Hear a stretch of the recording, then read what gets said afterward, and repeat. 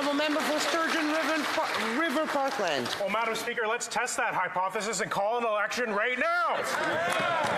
After months of fighting this NDP Liberal government just to get the facts, we finally got some of the documents. The government's own analysis on the carbon tax shows that Canadians will lose nearly $30 billion, costing families $1,800 each year. Clearly, Canadians are not better off with this job-killing carbon tax. Everyone is paying more and getting less. This Liberal government is not worth the cost. The minister needs to take responsibility for hiding this information from Canadians. When will the Prime Minister be demanding his resignation? The Honourable Parliamentary Secretary.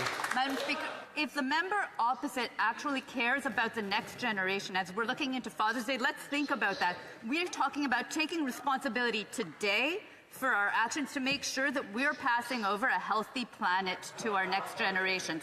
8 out of 10 Canadians get more back from the climate rebate than they do pay in any kind of carbon pricing, but more importantly, we're making sure that we're protecting the planet for our children. Honourable member for Sturgeon River Parkland.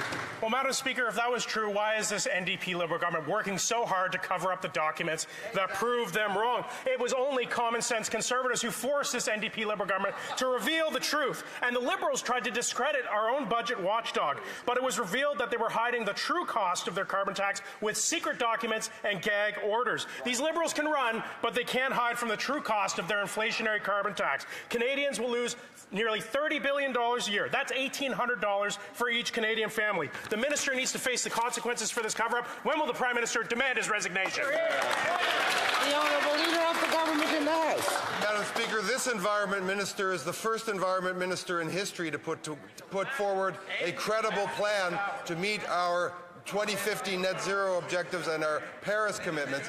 That member, you know what he should do? You know what they preferred, which would have remained secret?